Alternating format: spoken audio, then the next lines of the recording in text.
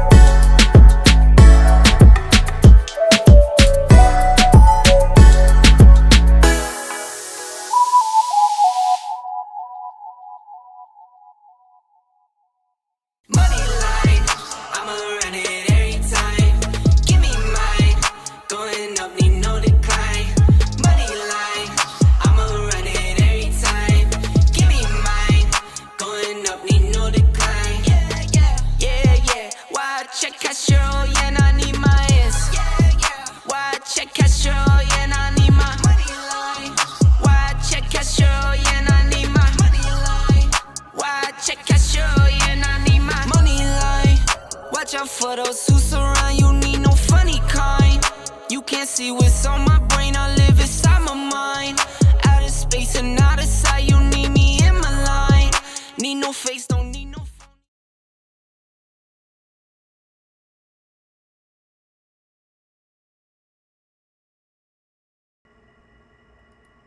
And we are officially live. Nice to see you guys again. Nice to see you again, Porsche. How are you doing? Thank you for all the questions already. I appreciate it a ton. And always, guys, okay? The whole point of these lives is to come on and answer questions. So never think that you asking me questions is getting me upset in any way. No, no, no, no, no. That's literally what I'm here for, to answer questions. Now, the overall topic for today, before I get to that, I'll answer your questions, so don't worry about that. But the overall topic for today is going to be on how to save money on your core expenses, you know? So we're gonna break that down today and go into full detail on how to save the most money when it comes to controlling your budget and your money. Drop a 1 in the chat if you're actually able to hear me. So drop a 1 in the chat if everything looks fine and you guys are able to hear me perfectly and everything's good, okay? Now, here's a question that I saw yesterday, actually. So when we ended the live, I saw this question, but by that time, the live was actually over. Now, what it sounds like, Porsche, it sounds like basically, it's Porsche, right? I'm so sorry. I have a hard time pronouncing your name. But overall, it sounds like, Tommy, I have $30,000 that I have in cash or whatever it is, and I want to actually go ahead and invest this money. However, I'm not that confident. I'm brand new to the stock market overall. I don't know about I'm finance. I don't know about what I'm going to invest in money into, all this stuff. And by the way, it's a fair question. However, the overall idea is, you know, my job is never to tell you what to do. It's to teach you what I do and for you to figure out why I basically do it. I always tell you why I invest the way I invest. Now, there are no perfect odds in the stock market because the idea is, when I tell you to invest, for example, it's fine. Yeah, sorry about that, Porsche.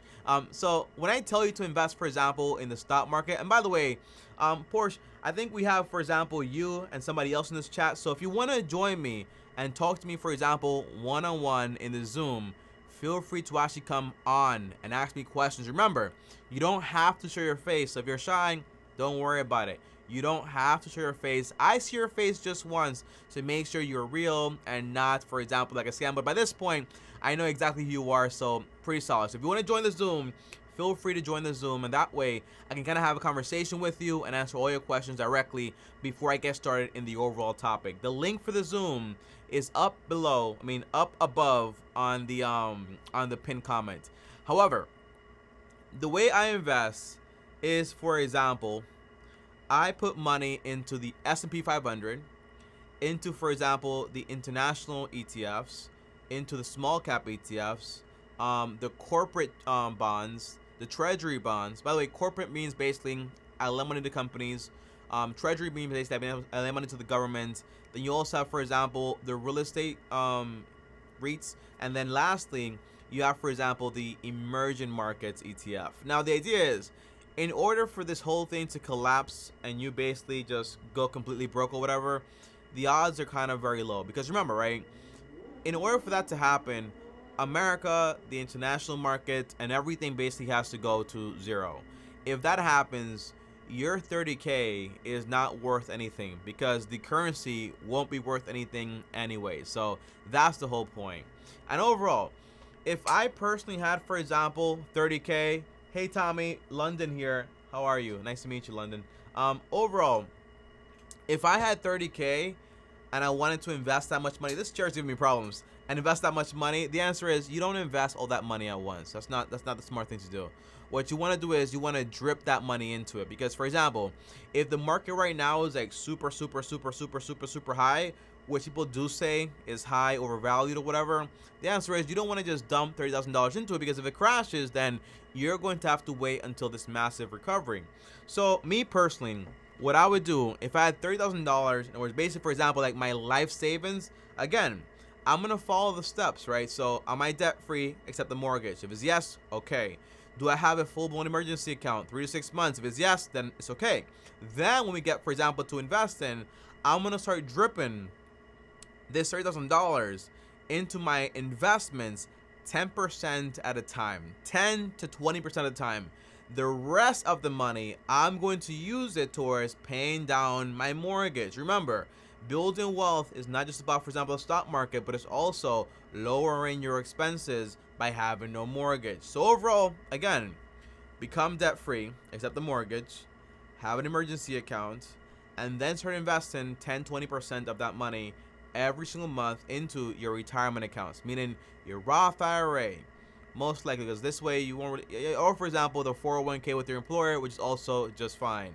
But the rest of the money, I'm gonna probably put that money towards paying off my home, right? And if things do go wrong, remember, we're here for the long term. It's a long-term team, meaning you have 6 months worth of emergencies and you can find another job. That's the big benefit with this stuff. And on top of that, you don't have a lot of expenses because, hey, you no longer have, for example, any other debt except the mortgage. So that's what I would recommend. So if I had $30,000, pay off my debt, save for emergencies, start investing 20%, for example, per month, well, multiply by the way, I wouldn't say like use this income right here, most likely, although you could say like, hey, I'll make an initial investment of 20%. That's $6K, right, per month if you want to, because you only really do like the drip when you're going to invest the full amount, but you only get to invest the full amount if, for example, you have, for example, no mortgage anymore. But if you do, I would say like, hey, I'm going to invest 6K, enough to max out, for example, my Roth IRA. So this number divided by 12 should give you 500, by the way. So there you go, $500 per month I'm going to be investing. The rest of the money, I'm probably going to put it towards paying off my mortgage as fast as possible. Let me know if that makes sense, okay? Now, we got, for example, 4 people in here. Thank you guys for joining me. Appreciate you guys a ton. Love you guys so much. We got K Natural 1, Tommy London here. Nice to meet you. As always, welcome to the live. And again, guys, if you guys want to join me on the Zoom, feel free to actually go ahead and join me on the Zoom. I'll share that link one more time. So if you want to join me on the Zoom, click that link. On top of that, I'm going to go ahead and open up, for example, the line. So if you do want to call me and talk to me one-on-one, then you can also feel free to do so. So I'll share all those things before we actually get started with our main topic on how to save money, for example, on the bills. And remember, guys, okay, starting, for example, I think we have a person that's, yeah, so we have here, yeah, everything seems fine. Yeah, everything seems fine. All right, so everything seems fine here. Let me just give me 1 second, guys, okay? Because we're building this as we fly. Let me just make sure that everything's fine. Yeah, everything's fine. I'm gonna share this number with you guys. Let me just write that down. The number is 518 635 0992. That is the number you can use to actually call me if you want to talk to me right now directly. There's only one problem though. I forgot my headphones, so give me 1 second, guys. I'll be right back. Let me grab my headphones so I can just have that with me. You know, we build this as we fly. So give me 1 second. I'm just gonna cut to the break real quick. 1 second. Be right back.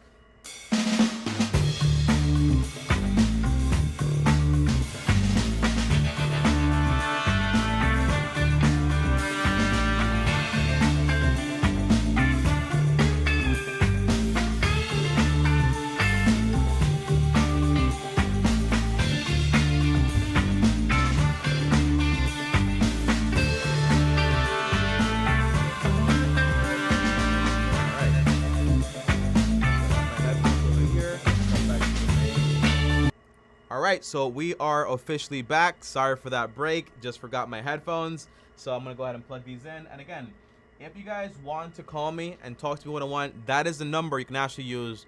The number is right there, for example, in the chat. So feel free to go ahead and call me if you actually want to.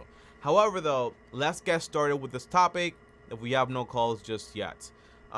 This topic today is pretty simple, you know, and finance and money are supposed to be simple. And by the way, feel free as I'm talking, going through these things, comment in the chat so that way once we're done with this topic, I can just go ahead and basically answer all your questions and kind of like help you guys as most as I possibly can, okay? So now, the topic is, Tommy, how do I save money on my expenses?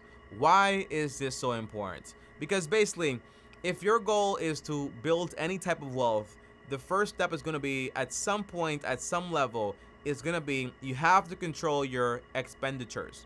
And I remember this, for example, in a book I read. It was called The Richest Man in Babylon, book of the day, by the way. And that book always said, Tommy, if you can't control the money you spend, right, and you want more money and more money is not going to solve your problems, because most likely, they're just saying, right? I think it's called the Pareto principle. No, it's called the I think it's the I'm not sure what the principle is, but the idea is that usually, as your income rises, so do your expenses. If you don't believe that, then picture, for example, being living with your parents, right? Very few bills, very little income. Go to college, get a job. Very few income, right? Not that much income, but you have bills. But guess what? They match. When you graduate, get a job, guess what? Your income matches also your expenses.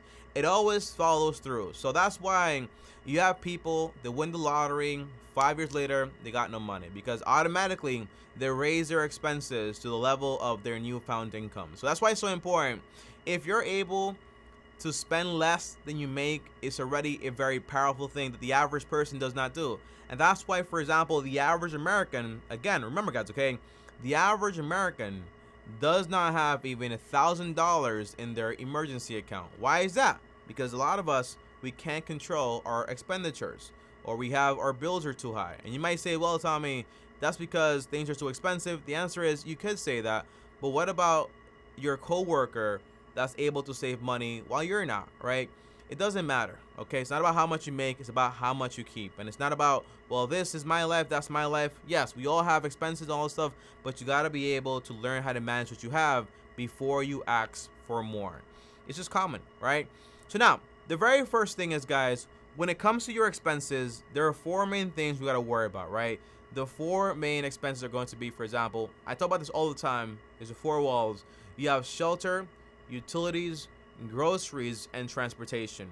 I'm gonna go through each and every single one of these and tell you exactly how to save the most money as possible. Now, when it comes to shelter, people think that, for example, when looking for their first apartment has to be perfect. It has to be the one.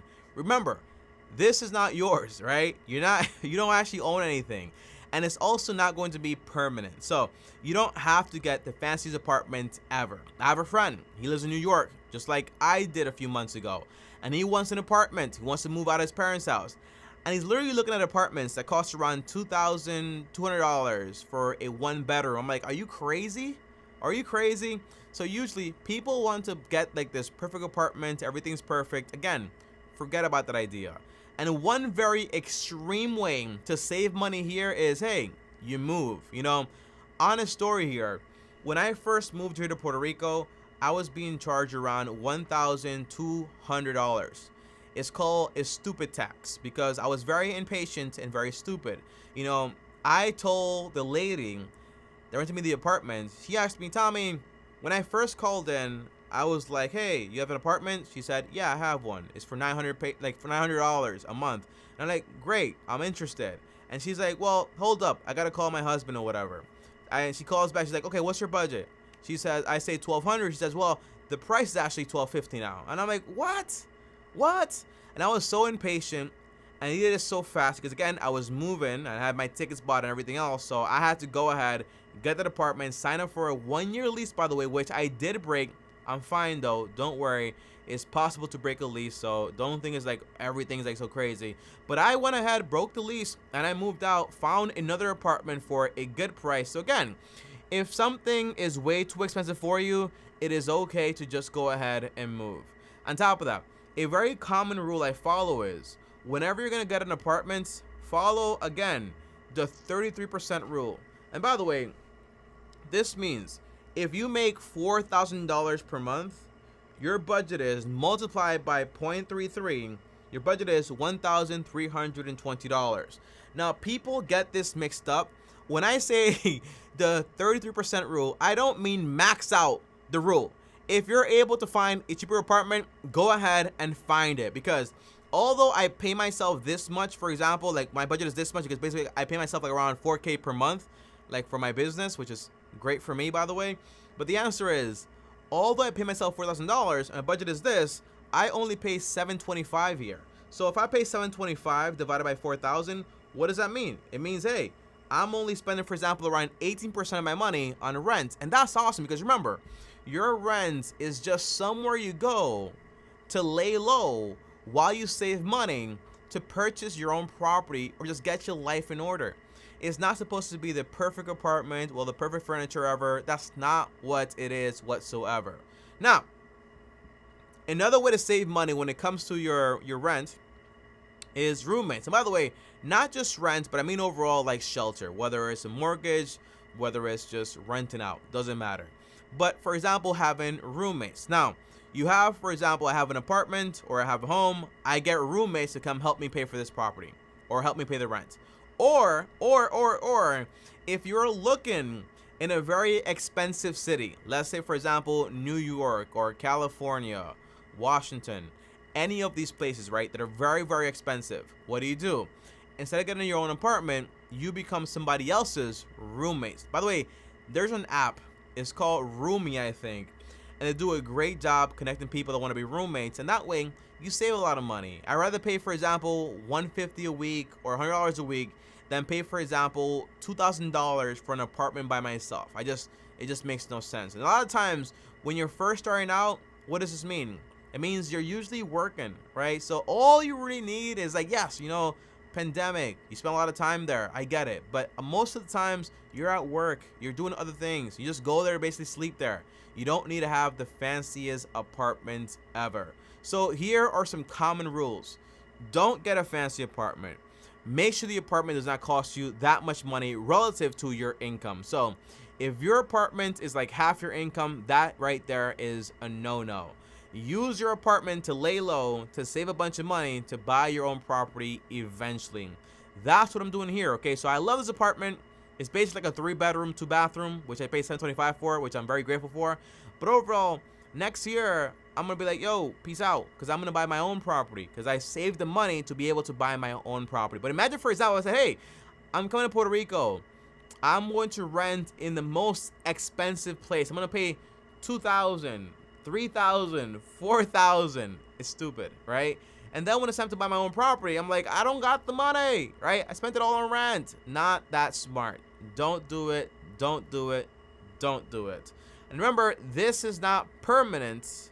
It's just for some time. And when you buy your own property, you can fix it up however you want to because you got the money to invest in yourself. Now, the second thing you want to save money on is going to be, for example, by the way, somebody wants to join, I think here, am I mistaken here? Yeah, so we got Miss Shelby wants to join on the Zoom. Let me see if she's in. Can you hear me, Michelle? Hello? You want to go ahead and, yeah, awesome. Can you hear me? Yes, I can hear you.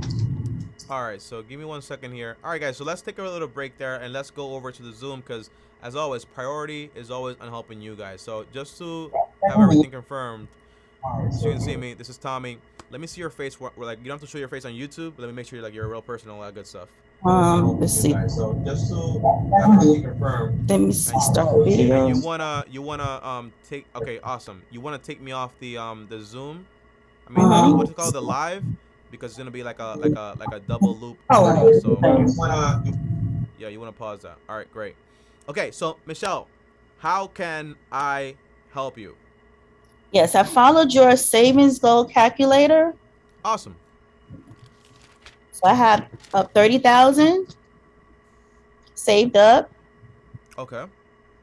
I'm 52, want to retire in about 10 years.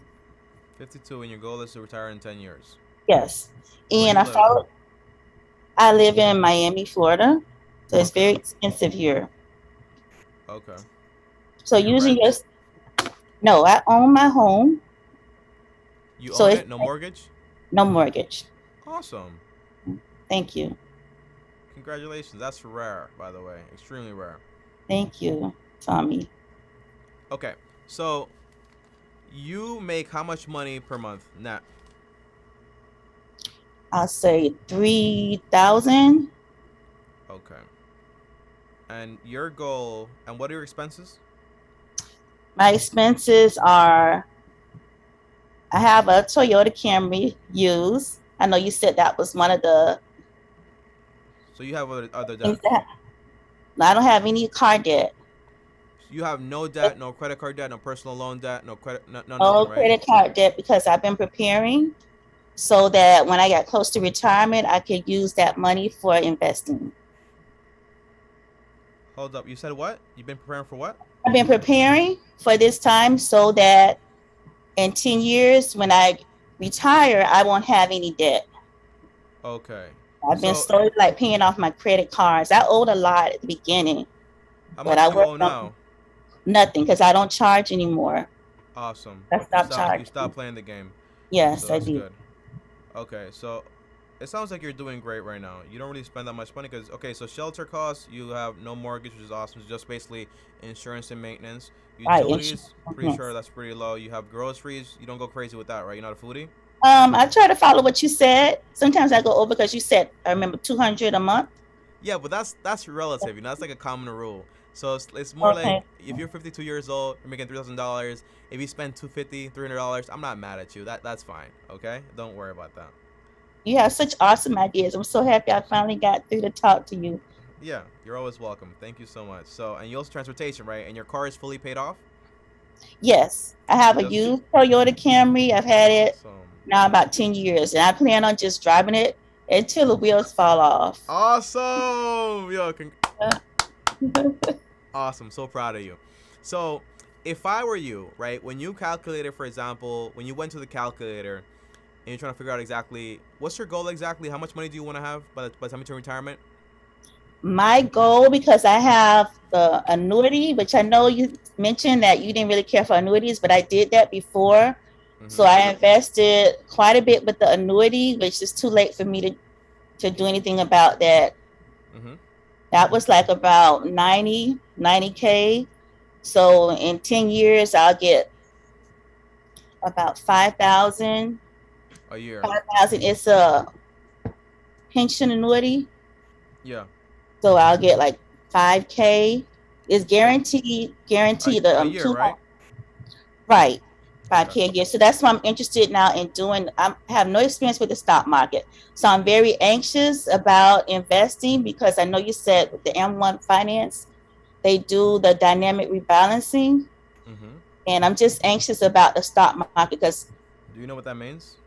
mhm, I just been learning. Really, I've been following you about 2 years, and I've been learning from you. All right, awesome. I mean, So here's the overall idea, right? If you have this annuity money, that's $5,000 a year. That's $416 in income every single month, right? Hopefully everything's tax free and you're fine there. Now, I'm guessing when you retire, you also get Social Security, so that's also, for example, some extra yeah. cash. How much will you get there? Social Security, I had to take a leave of absence, so that won't be that much. About 12,000. 12,000 a year. So we're Right. talking about divided by yeah, so that's like around $1,000 a month, right? And I do also have my pension as well. So How I much have do you my have in Social there? Security and then my pension and then the annuity. Okay, how much is the pension? The pension will be about 13,000, 13, almost 14,000 a year. Okay. So divided by 12, that's around $1,166. So if And you and add up then first, go ahead, keep going. I know I was saying also, but the annuity, my annuity as well would be about 416. guaranteed 5,377 for my annuity. That's guaranteed. Oh, what they say guaranteed, but non-guaranteed would be 10,000. So I have no idea exactly, but based How on do what I what do they do with your money? Do they invest it or something? right, they're investing in S&P 500, and Mm-hmm. then I believe Bank of America 50/50 with no cap. They invested in Bank of America or with Bank of America. There's a I'm difference. sorry, we're Bank of America. I'm sorry, S&P 500 because there's no cap. I had a financial advisor. Mm-hmm. Like I said, this is National Life Group, and it's no Mm-hmm. cap. That's why he selected that for me. The no cap. What So does like it mean by no cap? as far as the interest it could go the Oh, sky's the what you're able to earn? right. That's what it means. Okay. Yes, All sky's right. the limit. So your only two investments are in the S&P 500 and whatever Bank of America invests in for you?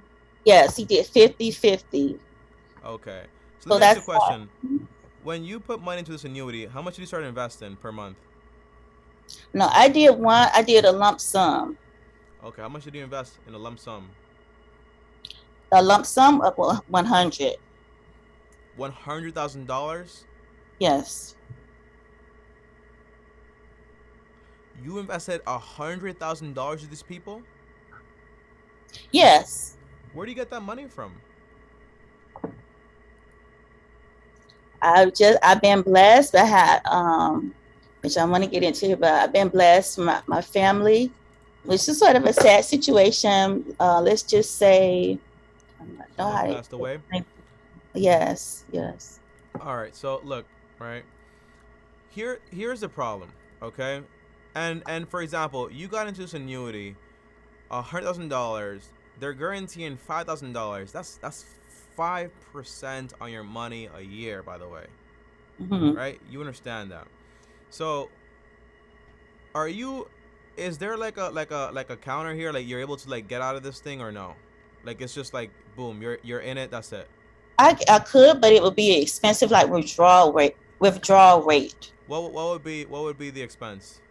I believe it's like 5%. That's what you're gonna make in a year. So who cares? Okay, look, right.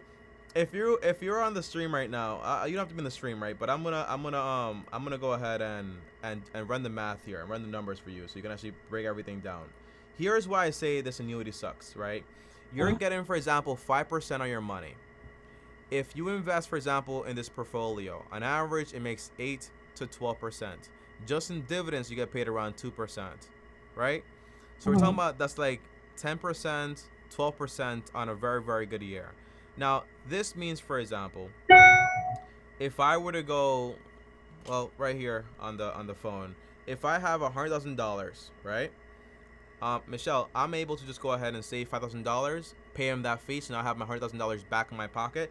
If I invest this money, for example, $100,000, and I make just, for example, let's say I follow the 4% rule on this money, that means every single year I can withdraw, for example, $4,000 without losing any of my money. Does that make sense? Yes. However, though, because the money is growing at a higher rate, I'm gonna show you this crazy math because you need to see this. So I'm gonna go. Are you able to look at the live? If you can look at the live, that's fine, but just mute it so we can't hear it. Okay. Okay. So let me go ahead and see if I'm able to actually pull this up. All right, there you go. So we're actually here. This is, let me zoom in and just cut over here. So this right here is actually like a calculator, right? It's called a retirement percentage withdrawal calculator.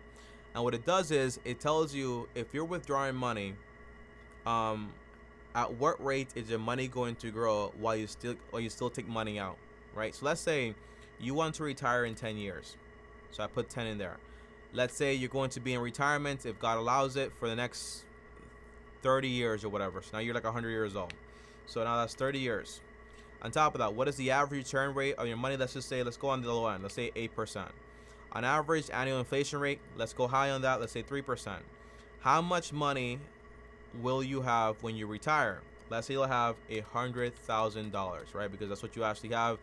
If you break the annuity, the con is I pay people $5,000. The pro is I can allow my money to grow at a good rate without having to worry about them. So what does this mean? How much money will you withdraw annually? Just 4% of whatever I invested, and it's just as a percentage of the total. So let's see the schedule right here, and let me go ahead and load this up, see if it actually loads up. There you go, loaded. Let me go ahead and make this big, guys, for everyone can see. So here's what it says. By 2031, when you actually, the thing is, it's not, the math is wrong, because you're able to take this money out today, and then you retire, for example, you can invest this money today, and you can basically just have that money there. So it's more like zero here. So you'll be able to retire right now.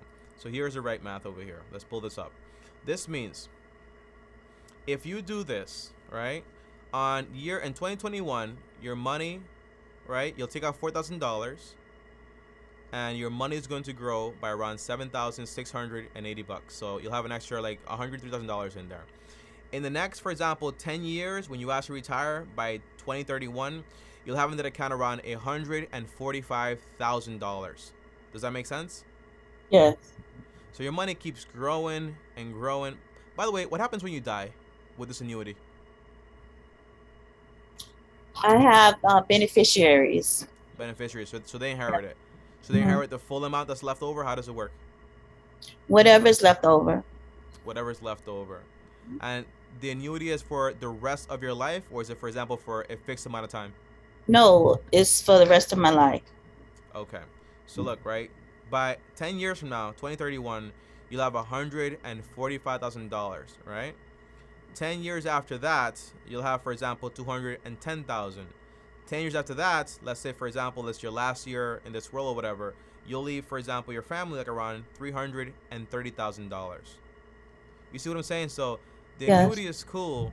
It just doesn't make sense if you know what you're doing with the market. And you might be like, Tommy, but because you probably did this because you're like, oh, I don't know what I'm doing, so I just want to be safe and make sure I have some income. I can guarantee that, right? I understand Exactly, that 100%. exactly, because I don't know anything about stock market, and that's what I was concerned about. So that's why I selected the annuity. What field are you coming from? Teacher. So what do you know when somebody doesn't know something? What do they have to do? Read. Exactly, right? They got to go out there and find out. Yes. So sometimes you don't know where to go, and that's fine, right? If you don't know, doesn't mean you're stupid. It just means you just don't know. I didn't know anything 6 years ago. So the book you want to read is a very simple, short book. It's called The Little Book About Common Sense Investing by John C. Bogle. Don't let the name fool you. The guy that wrote that book was the guy that created the index funds, right? So that book will tell you exactly how investing basically works as far as, for example, in index funds. When I tell you, for example, Michelle, that the portfolio that I'm giving you, it's not my portfolio. It's a portfolio that comes from people that have won, for example, rewards based on it. It's called modern portfolio theory. So it comes from them. So it's kind of like proven. So the way it works is we have a lot of fall throughs, meaning, okay, just off the bat, if we run the numbers here, because sometimes people can be very scared, but the scared isn't really justified, because if you're getting $1,000 from Social Security per month, and you're also getting $1,066 from your pension, that's $2,100. Shelter, you have no mortgage anymore. Utilities not really that crazy. Groceries not really that crazy, and your car is fully paid off. Do you spend more than $2,000 per month? No, just like the thing about living in Miami, the property taxes are very expensive. So I'll say like 1 month out of the 12 months, it might be like about $4,000 because the property taxes are so expensive. You mean you get charged how much per month on average? Because you're probably paying it all at once for like every quarter. Monthly, what is it? Monthly, about $3,000. You're paying $3,000 a month in property taxes? No, I'm thinking property tax. So once a year, $3,000. Yeah, once a year. So stop doing the math in a lump sum. Do the math divided by 12 and save the money. So $3,000 divided by 12, that's only $250. So if you start preparing for that, that means when it comes, it won't seem like a big bill, right? And your insurance is like probably like $100, right? What's your insurance on your property? Insurance on my property is thinking same amount. This because of the hurricanes in the Miami, home insurance is expensive, so same amount, $3,000. So let's say $500 a month. That's your real cost of shelter right now. Okay? That's real cost. You're not, and it's not that much. The reason it sounds like it's so much is because basically you're waiting for to pay it at once when it actually pops up, and you're like, oh, I don't got that money. So if you just set aside $500 every month, when that comes once a year, you have the money there. It's just $500. Utilities, how much do you spend? Lights, water, gas, phone bill, internet. How much? Hey, lights. Estimate. You mean all together? Yes. I'll say about, I had it written down, 400. Okay. Groceries. You're spending like, let's just say $300, right? Give yourself a little break. $300. Transportation, insurance, and gas and maintenance. How much per month? About, for the year, I know with my car insurance is 600, I know for the year. Okay. And gas, I'll say about for a year, no more than 200. For what? Maintenance? Or gas? Yes. I'll say for gas. You spend $200 a year on gas? 200, 300, because I work from home. Oh, that's why. I'm like, where are you driving? What are you driving on water? Okay. All right. So look, right. Overall, it's like $250 on this car, right? Let's just say $300 there. Overall, when you break it down, $500 on shelter, $400 on utilities, that's $900. $300 on groceries, that is $1,200, and $300 in your car, that is around $1,500 total. So even just from the pension and from example from Social Security, you have an extra left over of around $500. You have a surplus. So you really have nothing to worry about. You see what I'm saying? The big risk here is, Tommy, I don't want to lose this $100,000 or my $30,000. Together you have $130,000. If you want to be more conservative, that's fine. But remember, what you're investing into is the S&P 500, which you're doing with that annuity. That basically means the 500 largest companies in the U.S. So that means, for example, the Teslas, the Amazons, the Googles, the Microsofts. That's what you're investing into in the S&P 500. You're also investing, for example, into the international companies. For example, like the Nelquik, the Toyota, like all those big companies international. You invest in those also, like in the Europe industry. Also, the small cap. Small cap basically means like you're investing into companies that are like smaller, so they have more potential for growth, but also more potential for failure. But again, it's an index, meaning you have hundreds of different companies in there. So meaning you're very well diversified. Corporate bonds, that's basically companies, you lend the money to companies. So if they do go bankrupt, they have to pay you first by law. Treasury bonds, that's basically you lending money to the government, right? So if they can't pay you, who cares about how much money you have? It's all over by that point. On top of that, REITs, that's you diversifying. For example, if the stock market is down, that's going to be fine because usually real estate and the stock market don't really relate that much. And also the bonds too. And then lastly, emerging industry. That's like countries that are just coming up, very, very risky, high potential for growth, but it's only like around 4% of your whole portfolio. That portfolio, no matter how you look at it, is so diversified to the point where if things really go, and by the way, it's so diversified to the point that what your financial advisor recommended for you and all this other stuff is basically the same thing I'm telling you, but you're doing it yourself. Does that make sense? Yes, it makes It's the same a lot of thing. sense. Look at the investments. It's the same thing, right? It's not like it's not like I'm telling you anything different. I'm not an original person. I find things at work and then I give it to you in the most simplest way possible. That's my job here. It's just a translator. So if you're doing that, and I'm telling you, yo, you invest $130K. How do you make sure things don't go crazy? Well, there's several factors here. Instead of investing $130K all at once, you can invest that, for example, over the next 5 years or so, or 4 years or 3 years. Because again, you're not going to need this money right now. You're not going to retire right now. So Right. this means $130,000 divided, let's just say, by a car payment, right? So a car payment is usually like 60 months. That's 5 years. That's around $2,166 in this portfolio being invested over a 5-year period. By that point, what would happen is basically, by the way, there's different stats in this that show basically lump sum versus like dollar cost average. It's not really that big of a difference, but if the market right now is overvalued, because the problem is, right, Michelle, to break it down in an easy way, if you buy a, let's just say, a Gucci purse, right, for $130,000, because basically that's what it's selling for right now. But then the price goes down tomorrow, and now it's only worth $100K, right? But it's an investment. So this means now you have to wait until that investment goes all the way up. So instead of doing that, right, what you do is you trickle your money into it. So as it goes up, as it goes down, as it goes up, as it goes down, you're investing into all of it, right? What does that give you? It gives you the average price. So that's one way to protect yourself. The second way is going to be, for example, the 4% rule. The 4% rule basically says, the last thing I want to see, Michelle, is you broke, or like I made this massive mistake. So that's why I try to teach you everything, right? The 4% rule basically says, if I remove 4% of my portfolio every single year, in order for me to run out of money, we have to go through, it matches depression or recession, right? And it has to last over 33 years. Because only after 33 years is when you're actually going to run out of money. And that's basically, for example, 30 years from now, you'll be, for example, like, what is it, like, 80, 87, right? Right.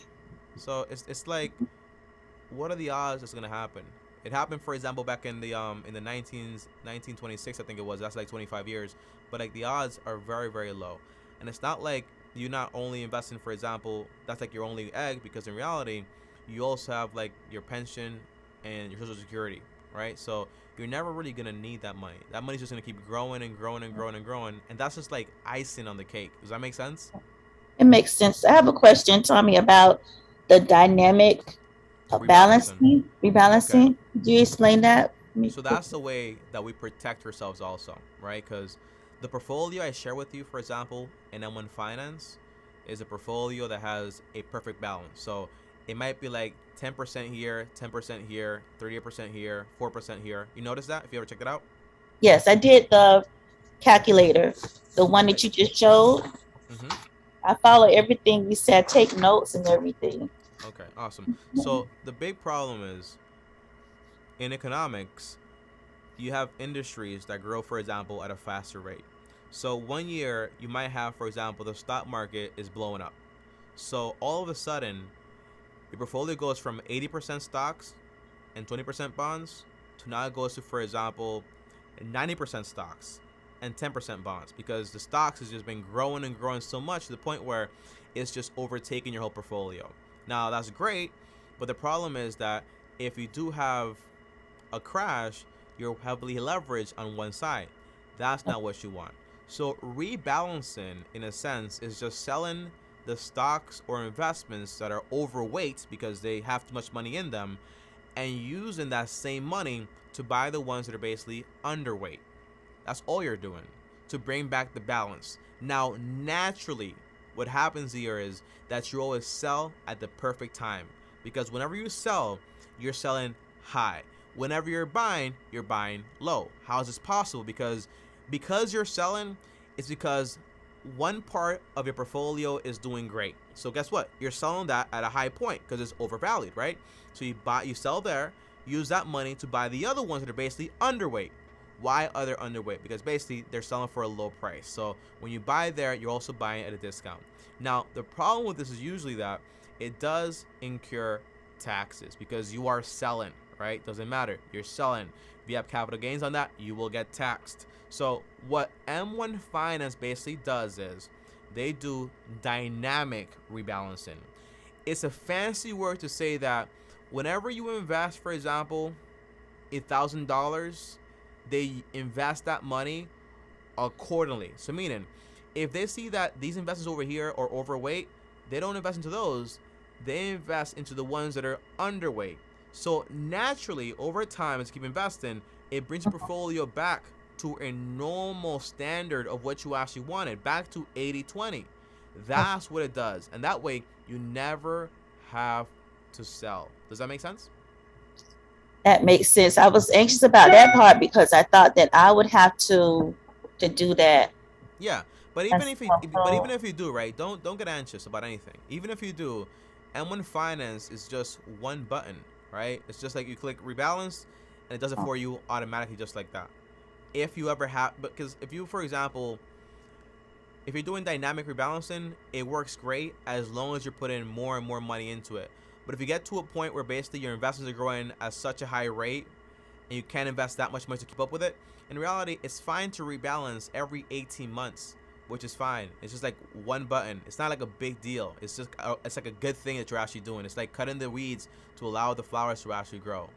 Does that make sense?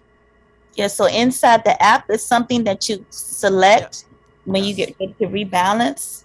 Yes. Some That's still for, are that's they for, doing it? So is M1 Finance automatically doing the dynamic yes. balancing? You Or can set it up. You can set it up so they can actually do it for you automatically. Yes, you can set it up. okay. Yeah, so everything works. But remember, right? If I'm your age right now, and I plan to get out the game, for example, 10 years from now, it's fine.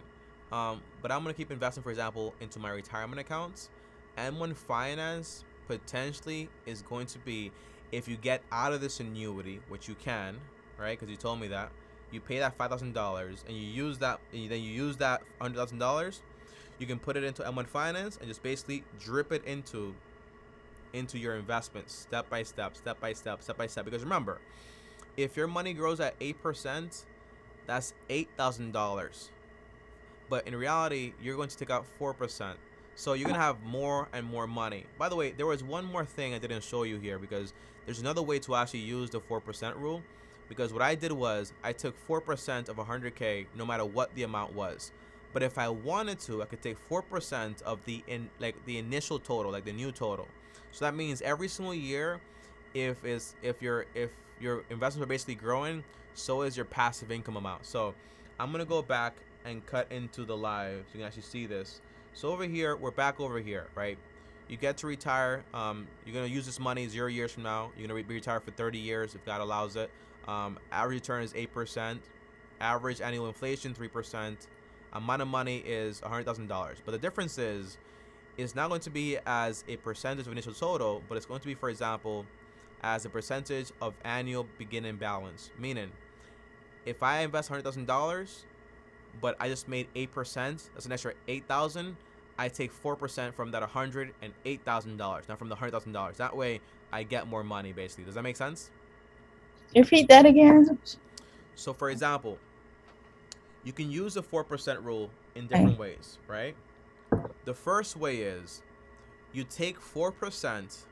By the way, the 4% basically means you're withdrawing 4% from your investments in order to allow your money to grow and you never run out of money, right? That's what you're doing. You take that money out, for example, usually in the beginning of the year, take out the full 4%, take that money out, boom, you have it, right? That's how you do it. So you can either say, well, I have 100K invested. I'll take out 4% every year for the rest of my life. So every year, your money is obviously growing. So 1 year you have $100,000, but next year, if you make 8%, you have $108,000. But you still take out just 4% from the $100,000. So you still just get $4,000. However, some people, they say, well, I'll take 4% from whatever the new amount is. So whatever my old money is, plus my profits, I'll take 4% from that number. Does that make sense? Got it. Okay. So this is what it looks like. Let me just cut back here.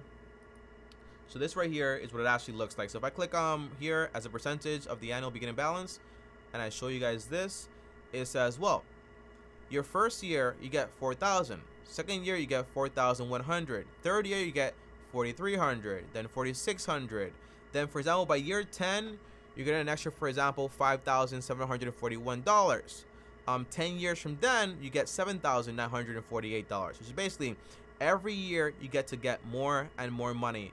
The con is that basically, by the time you actually meet your demise, obviously you won't have $300,000 in there. You'll have, for example, $200,000 in there because you're taking away, for example, a higher amount. But this way, it benefits you a lot more because you're the person that needs to be enjoying your money the most, not your kids or none of that nonsense. Because if you do a good job with your kids, they can take care of themselves. Make sense? Makes sense. Yeah, because one thing people don't understand is you're very frugal. That switch is not going to turn off automatically. So it's going to happen by you getting comfortable with your investment. So once you learn about this stuff and you're actually doing it, you have to give yourself a break. So if you want to remodel your kitchen, if you want to buy, for example, a new car, you're able to do those things, right? Because you can save up that money and then have it. One thing here that I didn't notice by having a conversation with you is that you're waiting for things to accumulate. Don't do that. So when you're getting paid that $3,000, set aside the money for your annual expenses automatically. So $250 for the taxes, $250 for the insurance, and then $250, for example, for your car insurance also. Have that money always on the side. So when it does happen, when it does come, you're not surprised. Okay? Okay. Thank That's you. what I would do. That's the only thing I saw with your schedule that kind of like lacks. Okay? Awesome. Thank you so much for Awesome. explaining it. I am proud of you, Michelle. You are doing amazing. You're doing great. You're 52, 54. 52. 52 years old, paid off mortgage, $130,000 in potential investment money. Great job that you have. You can have your pension, Social Security. You're going to be doing awesome. And remember, right? Retirement doesn't have to be, for example, I retired, I never work again. On average, people that do that, they die early because they have nothing to do. So Yes, I've heard about that. yeah. I heard about that too, right? So Yeah. yeah, if you can, it's a time for you to just basically focus on doing something that you're actually passionate about, whether it's traveling, doing missions, just doing whatever you want to do, but use your time wisely. Does that make sense? Yes, will do. Yeah. All right. So thank you so much for joining. I Thank hope I answered you. all your questions, and Yes, you you did. have You're nothing to fantastic. worry about. You have nothing to worry about. Fantastic. It's nice Okay? talking to you. All right. Nice Take talking to you too. All care. right. Take care. Bye-bye. Bye. All right, guys, there. All right, so guys, so that right there was Michelle. As always, it's always a blessing to talk to you guys one-on-one. That is why we do these conversations. That is why we do these lives. Now, we have, for example, Simple Shy in the building. What is up? What is up? What happened, Simple Shy, with your situation? Did you solve it? Is everything going okay with you? What's going on? Just say everything's good, or if you want to talk about it, you can come on the Zoom too. You're always welcome. All right. So if anybody else want to come on and talk to me one-on-one on the Zoom, feel free to do so. The Zoom line is open. If you want to call me directly, my phone number line is open also. The phone number is there. I see some people that are connected here, so go ahead and keep the engagement up. So like this live is how we keep it alive. I don't know if I liked it or not, but yeah, it's kind of cool. Has a little ring to it, but I'm not sure. All right. So let's continue here, guys. Okay. The overall topic is utilities, right? I mean, not utilities. How to save money on your expenses. And by the way, we can learn something from Michelle because she has very little expenses. That is awesome. Shout out to that woman, man. She's amazing. All right. So number 2 here. When it comes to utilities, okay? And by the way, if you're just tuning in, we're talking about basically how to save money on your expenses. So far, we're talking about basically shelter, utilities, grocery transportation, and we already talked about shelter. So now we're going to talk about utilities. So over here, guys, as always, I love showing this off. I don't know why, but it's something about a PowerPoint that I actually just like a lot, okay? So this right here is the PowerPoint that I'm actually using. And over here, right, we have energy, utilities, you know, and you can basically, you save money, get energy saving equipment, turn the lights off, internet, get what you need, don't get the fast internet, phone bill, keep it low. You don't need the fast internet out there like Verizon or T-Mobile. You can get, for example, a prepaid phone and save a lot of money. Insurance, make sure to negotiate these things. They're very important. Now, here's a bad way to try to save money on your utilities, okay? People stopped doing math. I don't know why. You know, but people saying, well, Tommy, I'm going to get a solar panel in my house and I'm going to pay $20,000, right?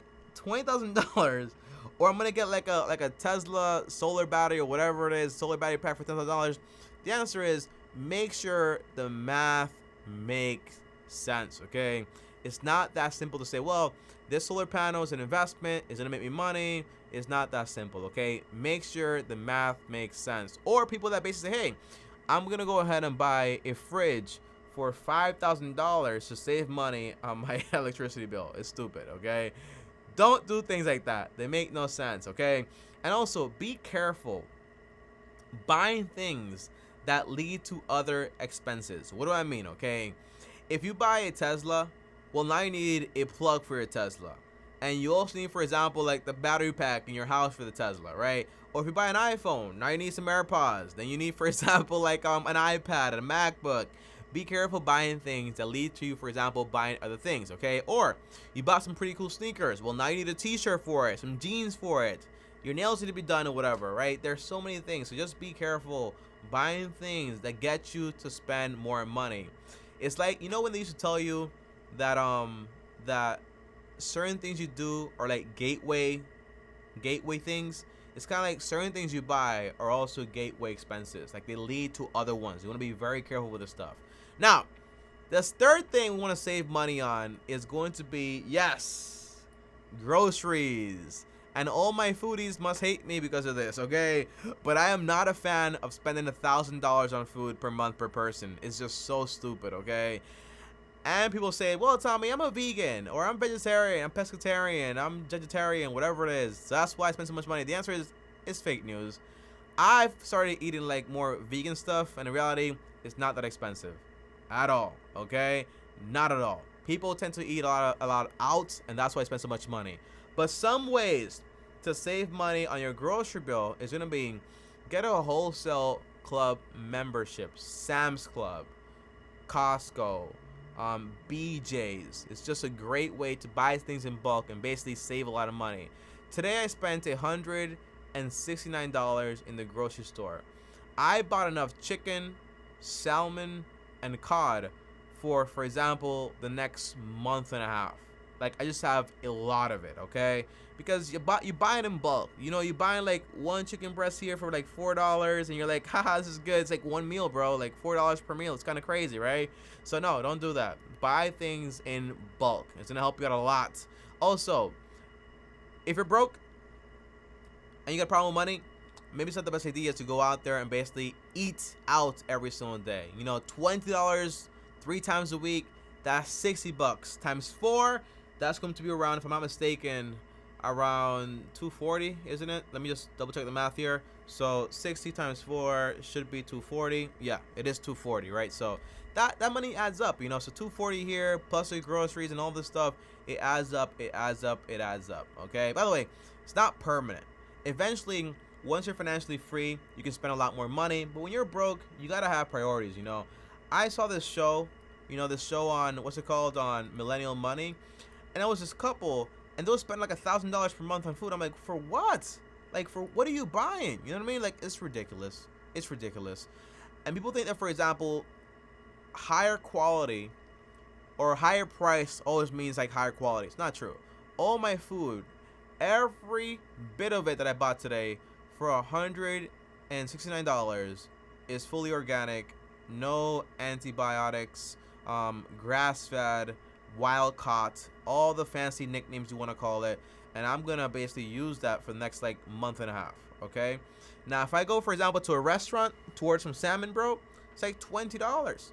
I bought a whole pack, right? I can make my own meals. So practice cooking. You don't know how to cook? Learn how to cook. YouTube it. All right, YouTube it. Also, have a fixed budget and also have meal plans. Meal plans help me a ton.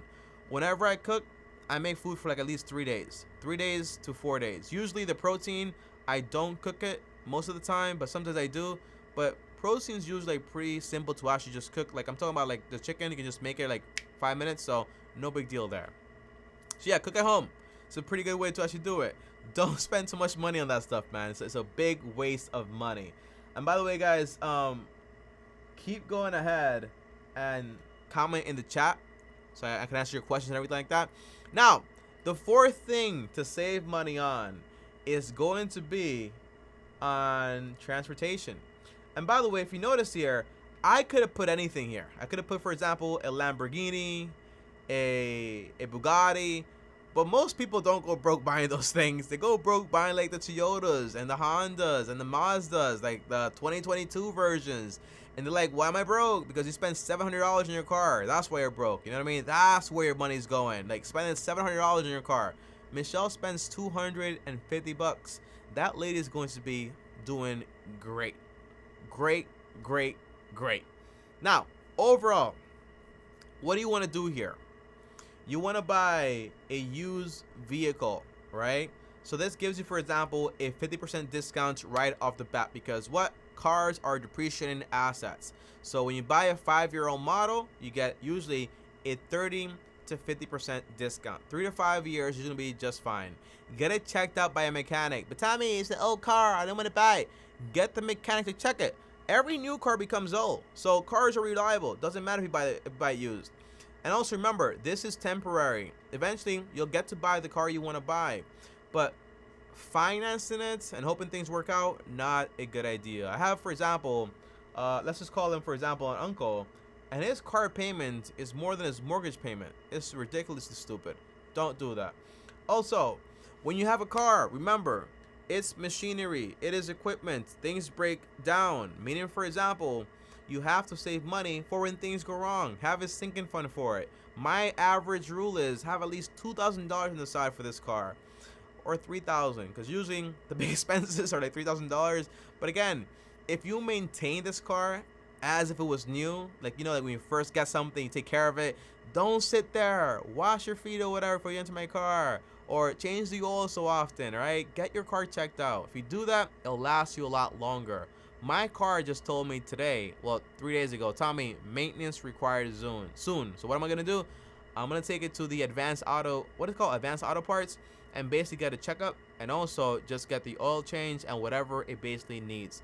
Take care of the vehicle. It is an expense, but at least it lasts a lot longer and can avoid you those big expenses like $3,000, $4,000. You want to avoid those. Now, the bad way to do this is buying a new car, getting crazy car payments, and having a car that is worth more than half your income. By the way, not that hard. You make $40,000 a year, you buy a car for $30,000. Stupid. $40,000, stupid. 20K, less stupid. 10K though, smart, right? Again, it's just temporary. Buy the things you can basically afford to buy right now for cash, and then eventually you'll be able to buy the things for cash that most people can't afford anyway. So it's all about patience. But overall, guys, those right there are the 4 main things you want to get into a habit of saving money on. So just to summarize here, let's go back to the entire like Excel thing. We have, for example, shelter. You want to keep this basically below 30% of your income. Also, utilities, meaning do the right things to save money on your energy, right? But don't buy crazy equipment to save money on energy. It's stupid. The math not that simple. Groceries, don't spend $1,000 a year per month. It's ridiculous. And your car, buy used, and get it checked out by a mechanic, right? That way you feel fully confident in it. Now, let me go ahead and basically, by the way, guys, comment in the chat. Let me know if you guys have questions. That's what I'm here for. But I'm going to check, for example, also my calendar link, because I do think, so I do have a call with one of you guys. It's actually with Kevin. So it's about growing a YouTube channel and podcasts and stuff like that. So I'm going to go ahead and give him a call and talk to him one-on-one. Again, my phone number is in the chat. So you guys want to talk to me, call me directly and I'll answer your call right away, or just join me, for example, on the Zoom. I see a question here, or a statement. Simply Shy. So I actually tried talking to my mom about selling the car, but she is very stubborn and has made her mind up on just paying the note. I think it's because she already put money into the car. You know, this is a great question and also a great topic. So Simply Shy is, you know, I'll share a little bit of the details here, if you don't mind. He helped his mom buy a car, right? And now the big problem is that his mom can't afford to have this car, but she already been paying for it. So now she's like, I don't want to kind of lose my money in this deal. The answer is, people think that life is like a race, and it's just never a good idea to turn back. Well, what if you were headed in the wrong way, right? What if you were racing in the wrong direction? It would be stupid of you not to turn back and say, hey, I made a mistake. Time to just go ahead and walk the straight path, or whatever it is.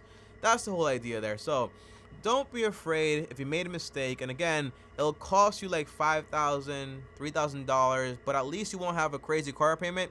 Might not be a bad idea. Run the numbers. People think that, well, just because I started, it's too bad, I can't start over. The answer is no. It's not true. There's always, by the way, this also relates to Michelle, right? Because Michelle has an annuity. If she breaks it, she pays $5,000. But if she keeps it, she lose out on over like $100,000 or $200,000, right? So which one's better, right? The answer is just break the thing and call it a day. Same thing here. But if your mom's not willing, it sounds like you're gonna have to go ahead and take that L, and that's just fine, because again, what you signed up for is that you kind of like co-signed, but you have no rights whatsoever. So I get it, right? So it's kind of like, hey, establishing those boundaries and saying like, hey, mom, you know, I'm having problems too financially, so I probably won't be able to help you pay it for it anymore. So if you can't pay for it, I'm sorry. And eventually, if you can't pay for it, guess what? It's going to be repoed, and by that point, it's going to be even worse for her, right? So people don't really see that, but it is also a possibility. So just keep that in mind. Keep it in mind. Overall, though, let's go ahead and give Kevin a call and see what is popping. And again, if you guys want to call me and talk to me one-on-one, feel free to do so, and I'll contact you directly, or just join the Zoom. All right, let's go ahead and basically call Kevin here. And by the way, guys, starting next week, you guys that are here, we got 5 people here. Usually like the same 5 people, which I love you guys. I love this group. Starting next week, we're just going to be going live, for example, on Fridays. So just on Fridays, we're going to be going live. So take advantage of today if you want to talk to me, and also tomorrow if you want to talk to me, because starting next week is only going to be going live on Friday. My main focus is going to be on finishing this course for you guys, then writing like a little how do I say this? A little book for you guys, not like a crazy full dense book, but a book that kind of gives you all the information you basically need, okay? Like a little book, not too crazy, not probably more like 100 pages, but just like a really good book, okay? That's the whole goal there. So I have some plans for you guys, so keep those in your mind, okay, guys? I'm excited for those. Overall, let's go ahead and make this call right now. All right, so let me go ahead and swipe up here and make this call. So let's go ahead here. All right, and remember, right, when you schedule a call with me, your number stays private, so don't worry about that. And if you're wondering, tell me, well, if you won't be going live, how do we talk to you? The answer is, I'll probably bring back, for example, like the calls. You schedule a call and talk to me, but I'll probably, for example, just from 12 to 2 p.m., 15 minutes a pop. So that's probably going to happen, okay? So yeah, expect that. Real official announcement coming soon, because this is just basically the unofficial announcement for all of you guys that are basically joining me right now, because you guys get to hear it first. Let's go ahead and make this call to Kevin. See if he answers.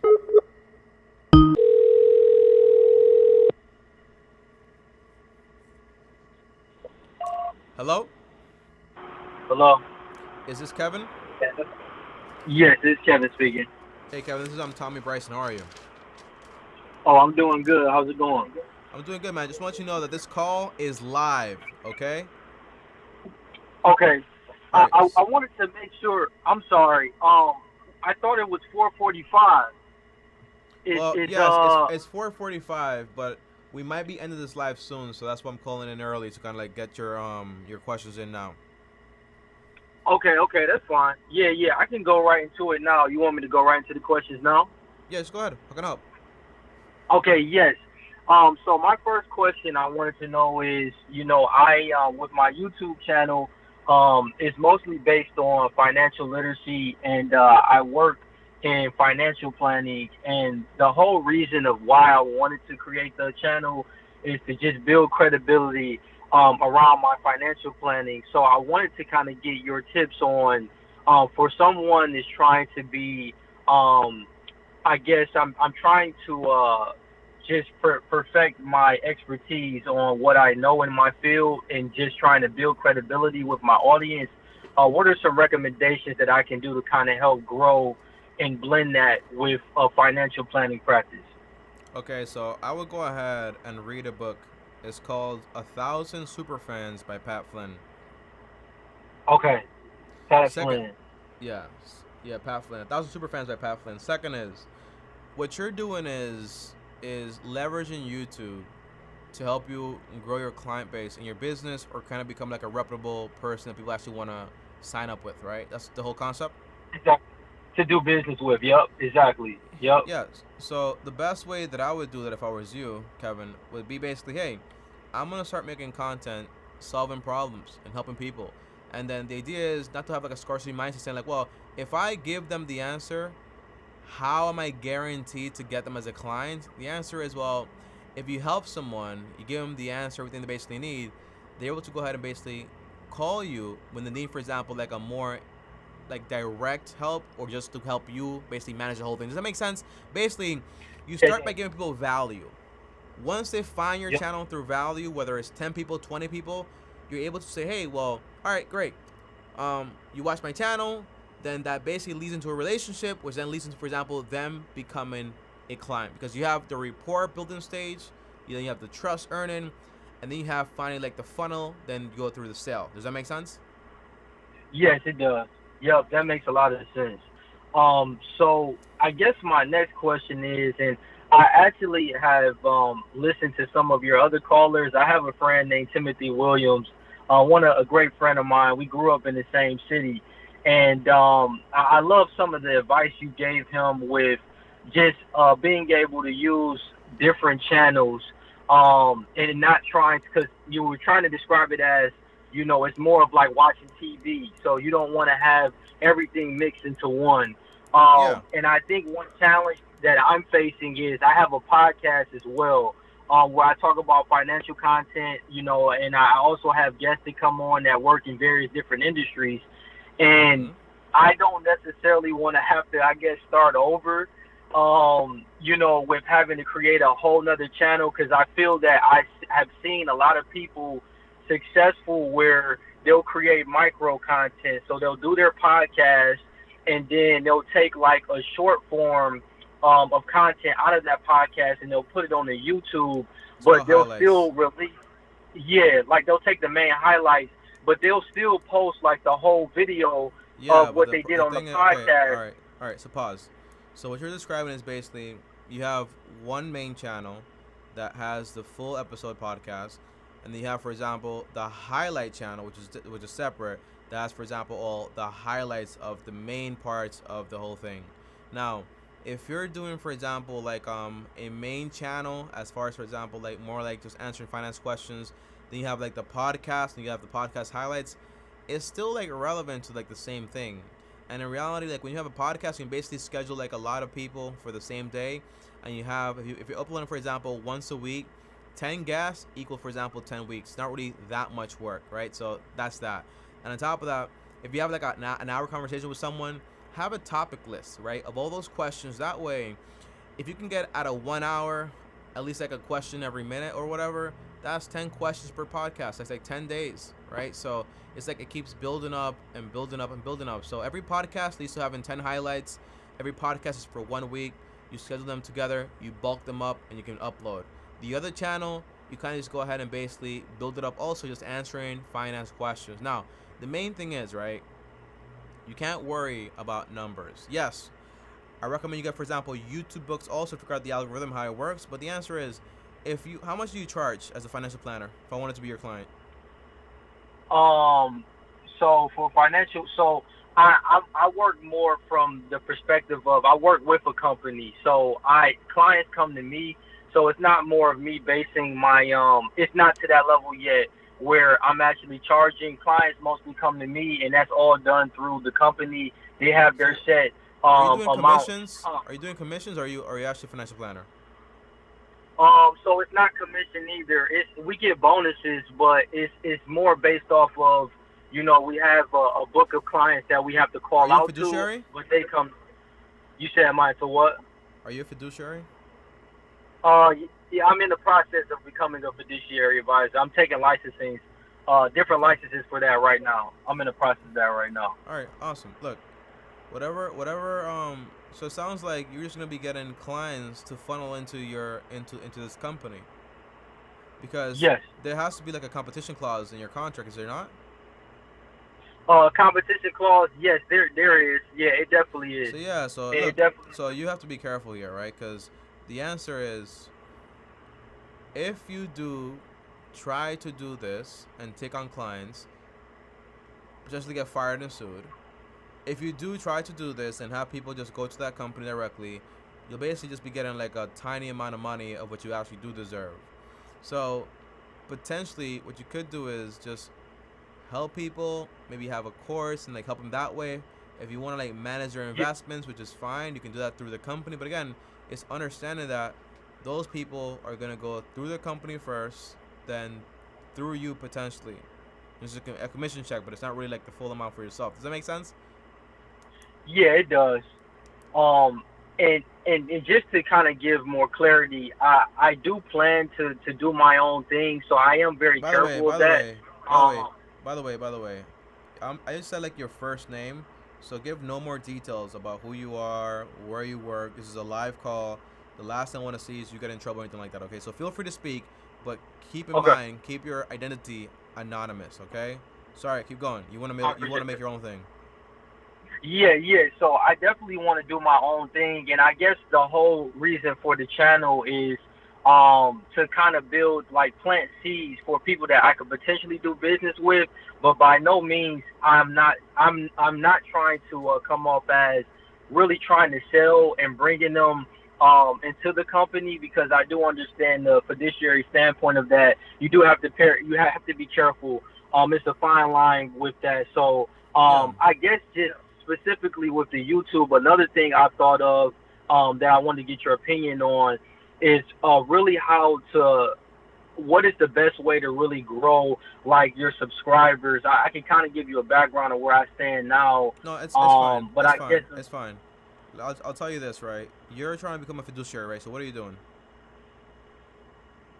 you said if I'm trying to become a fiduciary, what am I doing as far Yeah. as with Yeah, the process. What's it um like? so yeah, we pretty much are just we have to study for different Okay, licenses to but really stop there. become an Stop there. investment. Stop there. Stop Okay. there.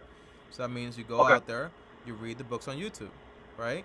So you read the YouTube books, Yeah. read the book I told you about, and then that way, because that can give you like some basic information, like okay, you have SEO optimization, so optimize your titles, optimize your description, have good thumbnails, have good content, but that's just all basic information. But you want to go ahead and basically dive into those books, get all those key little nuggets, and understand that no matter how great you do YouTube, it is not guaranteed. That's why I recommend, for example, also 1,000 super fans at Pat Flynn, because if you ever just get just 1,000 subscribers and you never grow again, you don't need more. Because if you have 1,000 people that basically ride with you, follow you, everything you do, that means 1,000 people. You charge, for example, $10 a month. That's like $10,000 a month, right? So you don't need that many people, that many subscribers. But understand that YouTube, a part of it is luck. But it's not just luck. It's about saying like, hey, this is gonna be luck, but let me do everything possible in my abilities to kind of like put all the pieces in my favor to increase my chances. So that comes from understanding the algorithm, having good thumbnails, having good videos. But most importantly, it's not about the aesthetics of the videos, it's about the value in these videos. The only thing that matters a lot and costs a little bit of money is just like the audio. People hate bad audio, they can't stand it. So have, for example, like a good little mic, maybe $30, $50, just will help you out. Does that make sense? Yeah, and I do have a mic and a camera where I do my videos. I guess another question I thought of is like how do you feel about when it comes to like just the amount of time of your videos when you think about like watch hours, what is a good amount of time that I should record a video as far as how long The it should general be? rule, the general rule is 10 minutes, no more than 18 minutes. But No more sometimes, than like 18 like minutes. like Einstein says, right? Things need to be as simple as it can be and no more. So if you have a topic that's very complex and you want to break it down, most likely won't get a lot of views. It's basically like niche, but it's about making Yep. sure whatever you're trying to say kind of gets across, right? So the average rule is 10 minutes. If you notice, like every YouTube video is like 10 minutes. Every Facebook video is like 3 minutes and 50 seconds. It's because basically 10 minutes allows you to add, for example, extra ads in your videos. So that's why those videos are 10 minutes. But I don't recommend you make a video 10 minutes if it's not a 10-minute video, because it's just Okay. trash. Make sense? Yeah. Yeah, that And makes those sense. and That those makes 10,000 hours, I mean 4,000 hours and 1,000 subscribers, they're gonna take a while. But again, just be patient, sense. work towards what you're doing, and have like a game plan. So have a way to convert the people that actually want to join into, whether you have like a little PDF you're selling, a little ebook, a little course, or whatever it is. There's a lot of ways to monetize your channel that don't involve YouTube. The good thing is that YouTube right now pays financial channels a lot of money, but that could change in the future. So you got to make sure you have your own ways to monetize your channel. That's why I say Pat Flynn is one of the best people to learn from as far as monetization. Yeah, no, I'm definitely going to check out his book. I think it'd be really informative. So, like, do you think for someone like myself that is trying to build credibility around the financial channel to also create courses or having merch and things like that associated with it that could bring that could build more rapport and be able to build the audience, build my audience even more? I think there's a way to influence people. You have, for example, you listen to their story, right? You become interested in them, and then you can kind of like tell them about their solution, which is fine. But it's just like this natural format. Even Jesus did this. Okay, it's like about like, okay, if I meet you, Kevin, I hear your story, I understand you, I become interested in it, and then I can tell you about maybe a solution or what happened in my life to actually help me out, right? It's the same process. But if I just met you and I'm like, yo, buy my t-shirt, it's kind of trash because I'm not gonna buy nothing because I don't know you. If I just met you and I don't know you either, and then you want to send me a course, most likely you won't get any sales. But it's okay. Just because you're not credible right now doesn't mean you don't deserve to be credible or you just don't have good information, right? So it's good to have those things ready, give a lot of free value, so when the time does come, you offer those things. One thing that I follow is basically that as I'm building my course right now, all the content that's in that course, I've shared it, for example, in lives for free. I shared it, for example, in the main channel, every channel. But the main difference is basically the course just has everything put neatly and tightly into just one package. So it's not like a paywall, it's more like a convenience wall. Does that make sense? Yeah, it does. It does. So just build, just build your audience, focus on your content, stop overthinking things. How many videos do you post? How many videos you got right now? I would probably say I probably got somewhere close to like 70 videos right now on the channel. I've been doing it for like a year, a little over a year, and I have like 64 subscribers. But it's been a slow grind. 64? But I definitely 64. Yeah, you're probably doing something wrong. I mean, so you wanna go ahead and read the book I told you, because a year of making videos, 70 videos is basically meaning you're making well, no, not really. Yeah, so that's not good at all. Cause is it? No, it's actually fine because you're making more than a video a week on average, right? Yeah, I do about a couple videos a week. And then I take some of the micro clips and put them on other social media. But YouTube is just about 2 a week that I'm putting out. Don't do that. So look, man, YouTube is YouTube, Instagram is Instagram, TikTok is TikTok. You can't be lazy and just like copy and paste, right? So no, I'm not copying and pasting. I'm not copying and pasting. You're taking like micro links, right? Different content. Like micro cuts, right? Yeah, it's micro clips, but I'm not putting like my whole when you entire go when you go to, for example, when you go to one of your favorite creators like Instagram, what do you expect to see there? A lot of the creators that I do follow, they'll do micro clips of their content.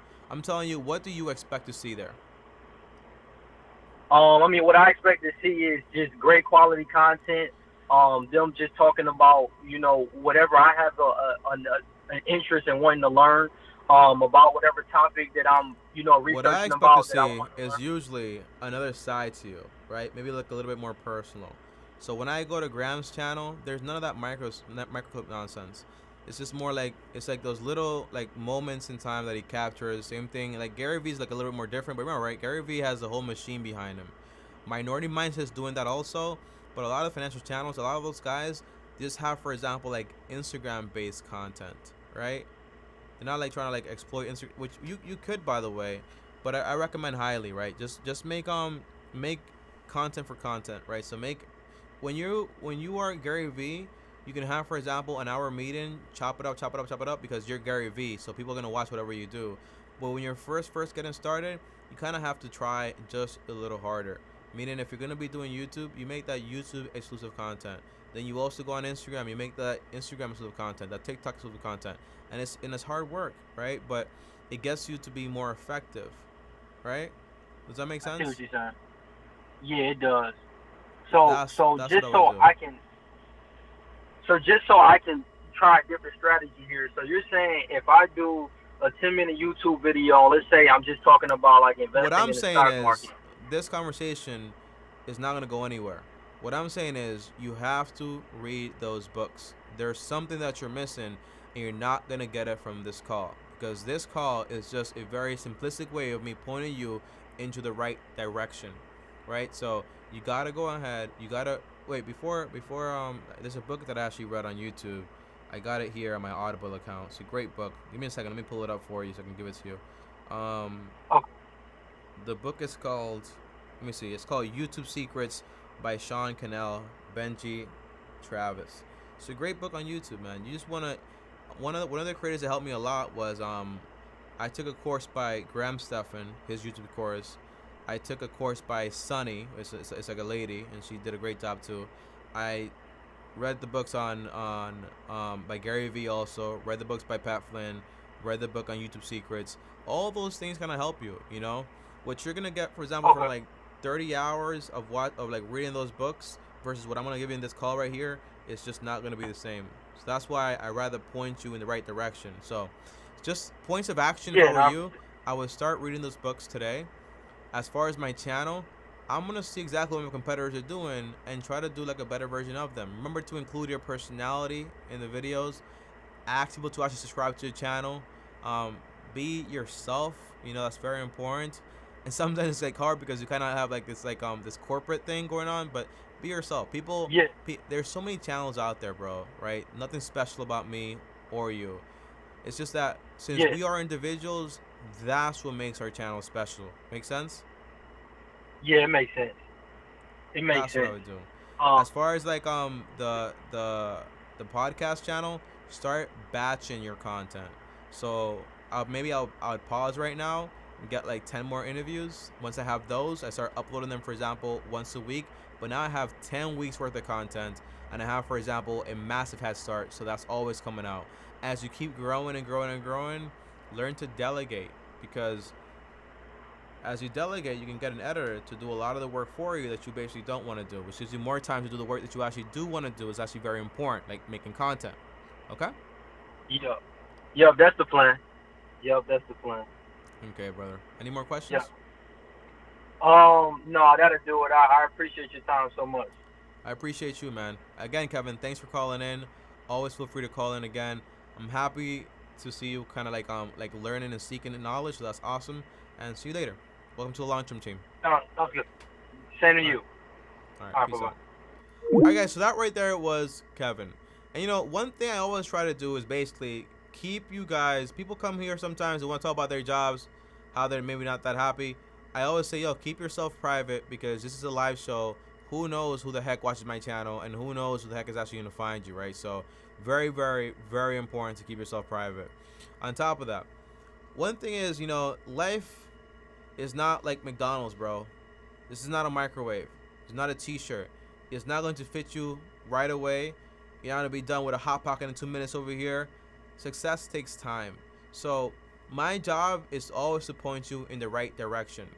In 20 minutes of talking to you, I can give you all this information. Honestly, I could, right? I can tell you everything I learned from all those books. Okay, edge optimization. Do this, do this, do this, do this, do this. It's just a list of things. And once you're done with the call, you're super hyped. You're like, what the heck did he say? I don't understand it, right? That's why books are so important, because books, people hate this about books, but books have stories, right? And the stories are very important because basically they'll lock in the information into your head. People tend to remember stories. That's why I always recommend, hey, read this book, read that book. That way it helps you out a ton with whatever you actually want to do.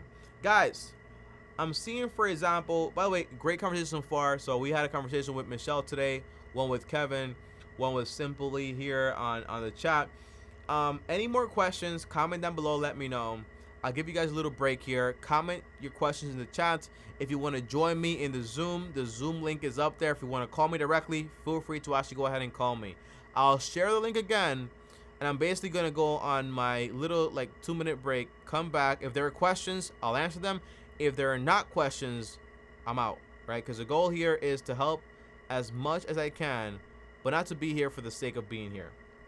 And remember, starting next week, most likely I'm only going to be here on Fridays, answering questions and getting to the bottom of things. And yes, we'll also have our own topic and so on. And maybe, just maybe, I might go ahead and say like, hey, we might do maybe like a 3-hour stream or something like that. Something crazy, right? That'd be pretty insane. But yeah, who knows? Pretty excited about that. There you go. That's the link for Zoom. Go ahead and join Zoom if you want to, or call the number, and the number is, where is it? The number is right there. So just scroll up a little bit. The number is right there. And I'm gonna go ahead and go on break for the next like 2 seconds or so.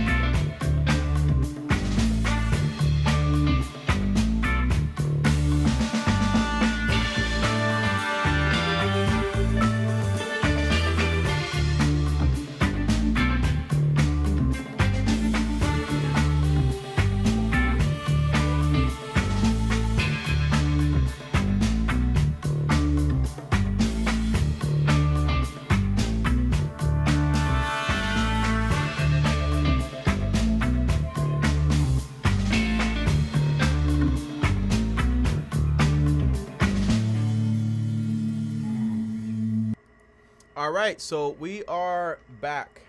We are back. All right, so we're back, guys. Okay, let's check the chat here. We have, for example, no questions in the chat, and we also have, for example, no one trying to join the Zoom. That means, you know, I probably did a good thing.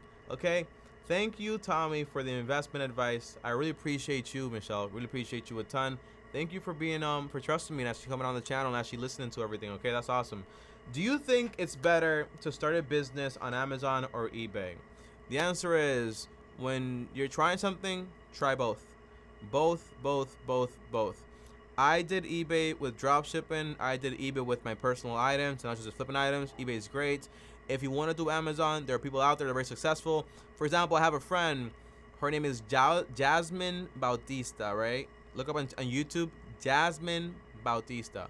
And she does videos about Amazon and getting started. There's also a guy named Paul Jalipsky, and he does great work on eBay and also, for example, like drop shipping and also Facebook now. So if you guys want to find out about Amazon and eBay, which one's best, again, if it doesn't require that much money, just try both.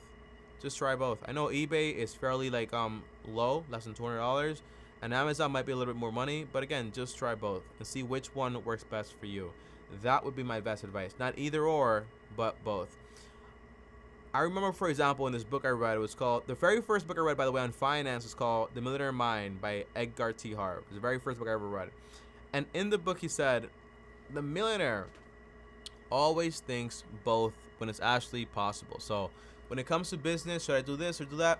How about you try both? Just check it out, test it out.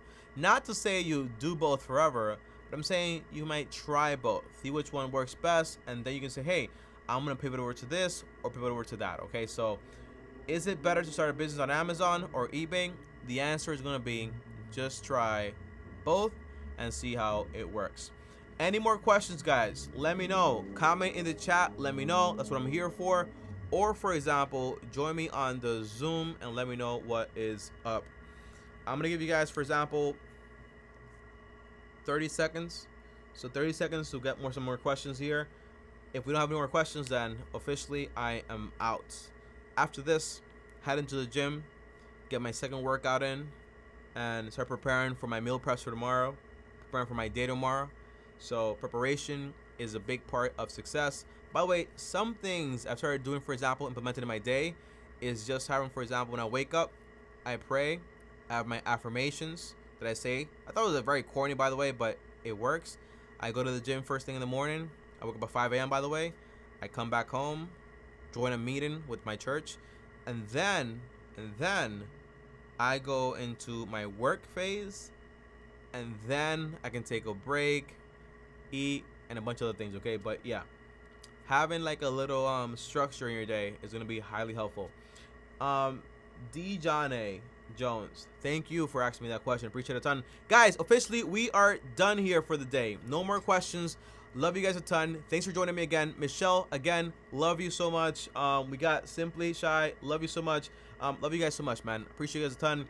I'll see you guys next time. As always, welcome to the long-term team if you're new here. And if you're a part of the long-term team, well, long-term team for the win. We're not in a rush, but we are in a hurry. And we're going to do things the correct way. See you guys tomorrow for the last time this week, by the way. So, sorry, next week, we only go live on Fridays. So keep that in mind. So, by the way, I'll release the link, or I'll update the link to schedule an appointment with me, so you can actually just call me and we can talk one-on-one. The times will be limited, so just get in while you still can with the link to schedule a call with me and talk to me one-on-one. So it'll be just me and you. It won't be like a live show if you're like a little bit shy or whatever. See you guys next time. Thanks for watching. As always, peace.